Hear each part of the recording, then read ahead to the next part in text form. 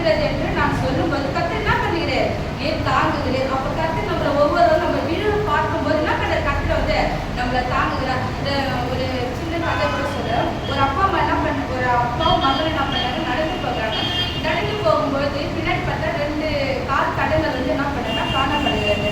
அப்போ ஒரு இடத்துல கொஞ்சம் தூரம் போன பிறகு பார்த்தா ஒரே ஒரு கால் தடங்கள் மட்டும்தான் என்ன பண்ணா அந்த இடத்துல வந்து காணப்படுகிறது. அப்போ வந்து மகன் வந்து அப்பாவை பார்த்து கேட்கிறாரு, அப்பா நீங்க வந்து நான் சந்தோஷமா இருக்கும்போது தான் நீங்க என்ன பண்றீங்க, என் கூட நீங்க வந்து நடந்து வந்து இருக்கீங்க.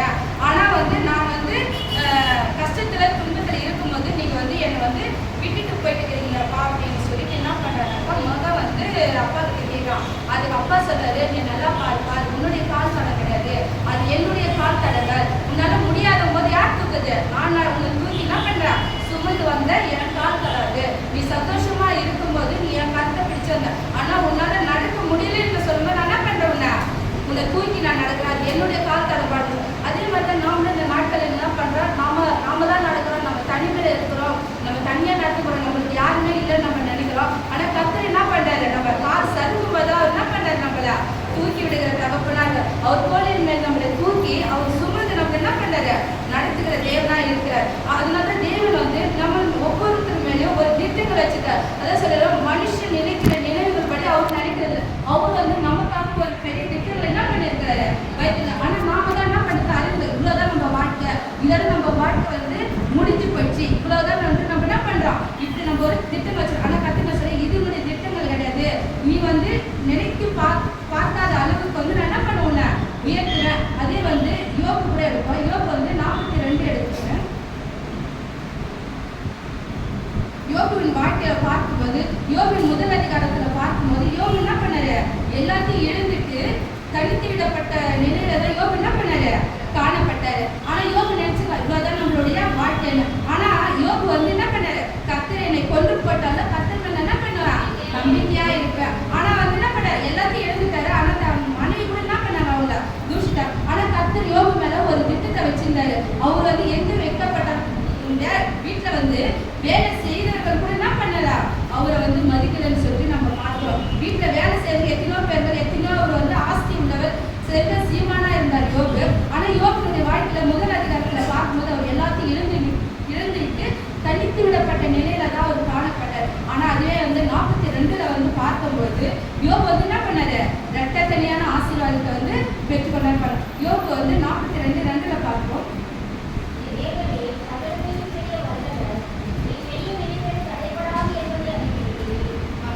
என்ன சொல்றாரு, நீ சகலத்தையும் செய்ய வல்லவர், நீ செய்ய நினைத்தது என்ன பண்ணது தடைபடாது. ஆனா கர்த்தர் வந்து ஒவ்வொருடைய வாழ்க்கையும் ஒரு திட்டத்தையும் ஒரு சித்தத்தையும் என்ன பண்றாரு வைத்திருக்கிறார். அப்ப நீங்க என்ன பண்ணணும்னாக்கா அதுதான் சொல்றாரு, நாம என்ன பண்ணா நம்முடைய வழிகளை வந்து என்ன பண்ணணும், கர்த்தருக்கு நம்ம வந்து ஒப்பு கொடுக்கணும். ஒப்பு கொடுக்கும்போது கர்த்தர் என்ன பண்ணாரு, நம்ம காரியங்கள் எல்லாம் வாழ்க்கை செய்கிறதா இருக்காரு. நீ யோபு கூட என்ன சொல்றாரு,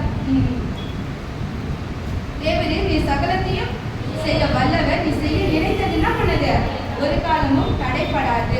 அதனால கர்த்தர் நம்ம மேல வந்து ஒரு திட்ட சித்த வைத்திருக்கிறபடிதான் யோபுக்கு கர்த்தர் என்ன பண்ண, அந்த லாஸ்ட் அதிகாரத்துல நம்ம பார்க்கும்போது இரட்டத்தனியான ஆசீர்வாதத்தை கர்த்தர் என்ன பண்றாரு, யோபுனுடைய வாழ்க்கையில கொடுக்குறாரு. ஆனா யோபு வந்து செல்வ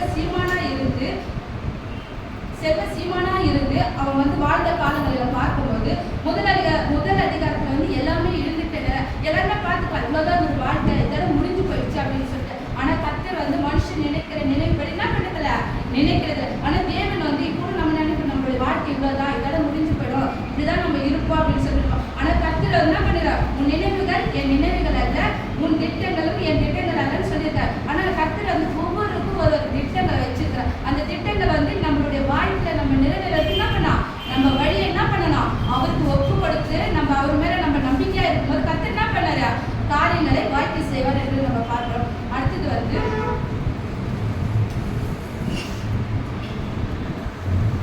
கர்த்தர் மேல் நம்பிக்கையா இருக்கிற மனுஷர் வந்து வாழ்க்கைவான்கள் என்று நம்ம பார்க்கிறோம். அப்போ வந்து கர்த்தர் மேல மாத்திரம் என்ன பண்ணணும், நம்ம ஒவ்வொரு நாளும் அந்த நம்பிக்கை உள்ளவர்களாய் அவரை நோக்கி பார்க்கும்படியாய் நம்ம வந்து வெட்கத்திற்கு பதிலாக என்ன பண்ணாரு, இரட்டத்தனியான ஆசீர்வாதத்தை தருவேன் என்று சொல்லியிருக்கிறாரு. அடுத்தது என்னன்னா, தேவன் வந்து கொடுக்க நினைப்பது வந்து எந்த மனுஷனாலும் என்ன பண்ண முடியாது, தடை செய்ய முடியாது. அதான் சொல்றாரு, தேவன் வந்து கொடுக்க நினைப்பதை ஒரு மனுஷனும் தடுக்க முடியாது என்று தேவன் சொல்லியிருக்கிறார். இப்படியா நம்ம ஒவ்வொருவரும் என்ன பண்ணணும்னா கர்த்தர் மேலே வந்து நம்ம நம்பிக்கையா இருக்கணும். நம்ம நம்பிக்கை வந்து மனுஷர்களை சார்ந்து ஒரு காலமும் இராதபடி கர்த்தரை நோக்கி பார்க்கிற முகங்கள் என்ன பண்ணது ஒரு நாள் வெட்கப்பட்டு போவதில்லை என்று நம்ம பார்க்கிறோம். இதனால யோபு லாஸ்ட்ல நம்ம வசனத்தை பார்க்கும்போது யோபுக்கு வந்து கர்த்தர் என்ன சொன்னா 140 வருஷம் உயிரோடு இருந்தான். அப்ப அந்த வருஷம் அவன் 140 வருஷம் உயிரோடு இருந்தானாக்கா அவன் காலம் வந்து அப்படியே முடிஞ்சு போடும். ஆனா 4 தலைமுறைகளை காணும்படியா கர்த்தர் என்ன பண்ணாரு யோபுவை வந்து ஆசீர்வதித்தார். நாமும் இந்த நாட்களில நம்ம என்ன பண்ண நம்மளோட வாழ்க்கை வந்து இவ்வளவுதான் என்று நம்ம தீர்மானிக்கிறபடி நம்மளோட ஒவ்வொருடைய வாழ்க்கையும் கர்த்தருக்கு என்ன பண்ணா நம்ம ஒப்பு கொடுத்து நம்ம நடக்கும்போது கர்த்தர் வந்து என்ன பண்ண நம்ம காரியங்களை வந்து வாய்க்கை செய்கிறவரா இருக்கிறார். அதை வந்து முடித்து என்ன பண்ணாரு முடிவில என்ன பண்ணா மகிமையா எது காணப்படும். ஆனால் இந்த நாட்களில நம்ம வந்து சோர்ந்து போகாதபடி நம்ம வந்து கர்த்தரை மாத்திரம் நம்ம வந்து நம்பி இருக்கிறபடியா கர்த்தர் என்ன பண்ணாரு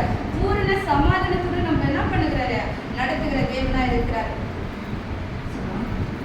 எனக்காக யாவையும் செய்து முடித்த தகப்பன் இருக்க துறைவோ நம்ம என்ன பண்ண கர்த்தரையே நம்ம சார்ந்து இருக்கும்போது கர்த்தர் என்ன பண்றாரு நம்மளை வந்து நேர்த்தியாய் நடத்துகிற தேவனா இருக்கிறார். நம்ம அச்சத்தின் நேரத்துல நம்ம பயந்து நடுங்கி எந்தெந்த காரியத்துக்கு இந்த நாட்களில பார்க்கும்போது எல்லாருக்கும் வந்து ஏதோ ஒரு சூழ்நிலை என்ன பண்ணுது பயமுறுத்தி கொண்டுதான் இருக்கிறது.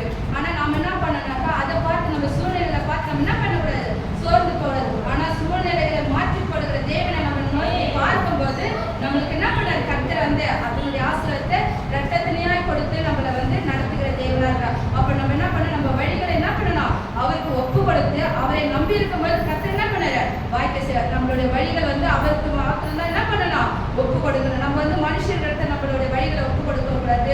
நம்ம வந்து மற்றவர்களுக்கு என்ன பண்ணக்கூடாது மற்றவங்களை சார்ந்து நம்ம வாழக்கூடாது. அதாவது கர்த்தர் சொன்னா நம்ம நம்புற மனுஷன் என்ன பண்ணுவான் நம்மளை வந்து கைவிடலாம். ஆனால் வந்து கைவிடாத தகப்பன் என்ன பண்ணாரு ஒவ்வொரு நாளும் நம்மளை நடத்தக்கூடிய வல்லமையுள்ள தேவனாய் நம்ம இருக்கிறாரு. அதான் சொல்றாரு எனக்காக யாவையும் செய்து முடிக்கிற தகப்பன்.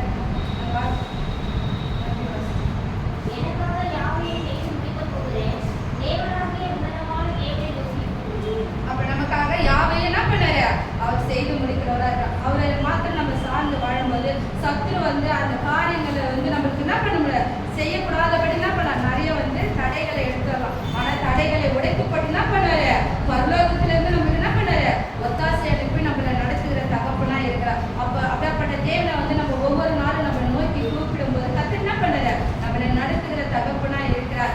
தேவனை நம்பி இருக்கேன் நான் பயப்படேன் மனுஷன் எனக்கு என்ன பண்ணுவான் என்ன செய்வான். அப்ப வந்து நம்ம வந்து தேவனை நம்பி இருக்கும்போது மனுஷனால நம்மளுக்கு என்ன பண்ண முடியாது ஒண்ணுமே செய்ய முடியாது. அப்ப நம்ம வந்து என்ன பண்ணோம் அவரை மாத்திரம் நம்ம என்ன பண்ணணும் சார்ந்து இருக்கணும். சார்ந்து இருக்கும்போது கர்த்தர் நம்மளுடைய காரியங்களை என்ன பண்ணாரு வாய்க்க செய்வார். நமக்காக யாவையும் சரி 1-2 இல்ல என்ன சொல்றது யாவைனாக்கா எல்லாமே நம்மளுக்கு எதை